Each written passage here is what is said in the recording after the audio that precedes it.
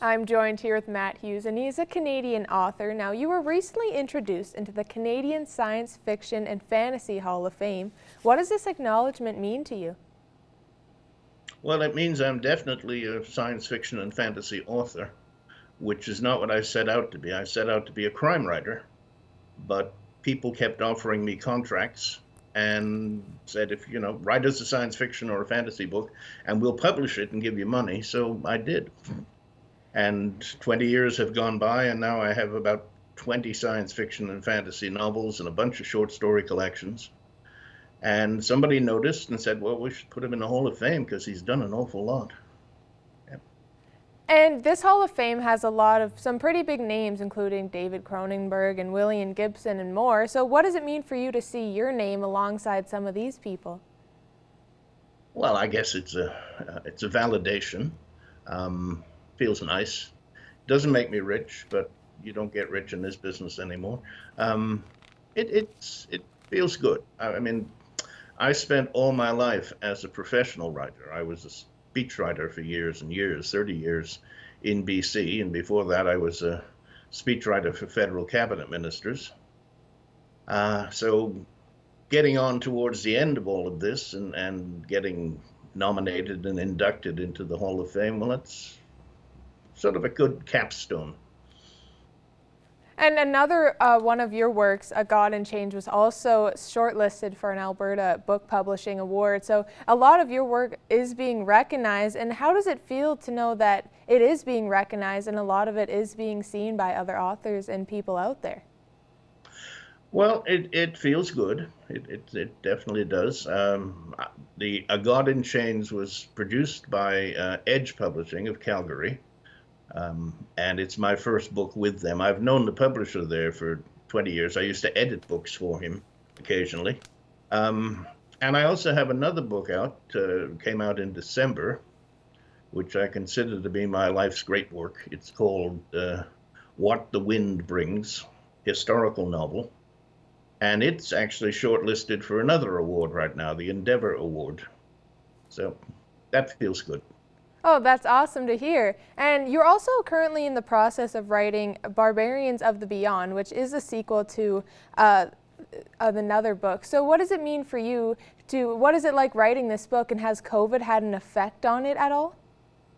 Okay, COVID has not had a big effect on me except for one part of my life, which is I'm a house sitter.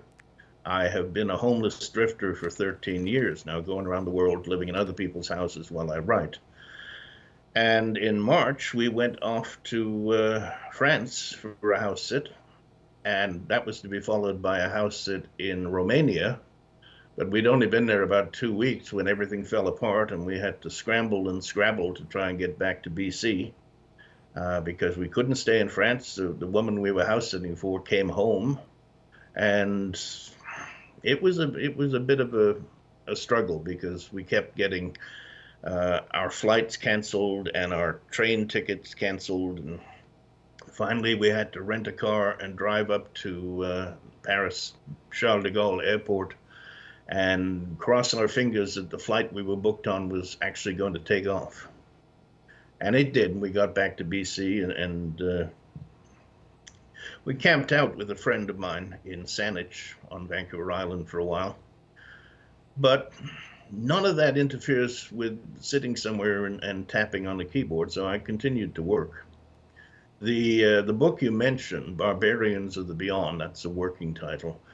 It is a sequel to a 5-volume series of books called The Demon Princes, which really aren't demons, they're just master criminals. And it was written by my favorite and mentoring kind of science fiction and fantasy author, Jack Vance. He wrote these 5 books over a series of about 20 years, I think. And I made an agreement with his son, John. Jack died in 2013, to do a sequel to this. And well, it's, I'm walking in the footsteps of someone I've read and admired since 1962, and it feels really quite special and wonderful. And you mentioned how you are house sitting and you get to visit all these other countries and take in these different experiences. So does that have an effect on your writing as well? I suppose it does. It's not like a direct kind of effect, but I've now lived in 12 countries, and I have literally been around the world because we went from one country to another and ended up back where we started.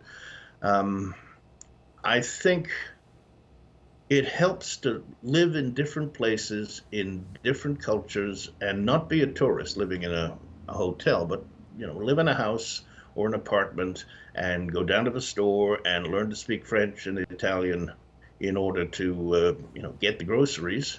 When we arrived in Italy, all I knew was spaghetti and arrivederci, but by the time I'd been there a year, I could speak basic Italian. And you find out that there are little things that you would never know unless you lived in the country. Like, you have no idea what an Italian post office is like on pension day unless you've actually been in one. It's like no other experience I've ever had. And the little things, you go to France and the sense of community, and the same in Italy too, that the people are different with each other. If you live in an Italian village, every time you go out in the afternoon, you'll see finely dressed old men standing in groups and talking about stuff. And it's what they do all day, I think. Whereas if you drive through a French village, you won't see a single human being on the street normally, unless it's, shopping time. It's the cultural differences are just, you have to absorb them. And I think given that I write stories set in cultures that don't actually exist, like far future or magical realms or so on, it's useful to have been outside my own culture and experienced how things can be so different. Well, that sounds really interesting. And thank you so much for joining us today, Matt. Oh, my pleasure. Thank you.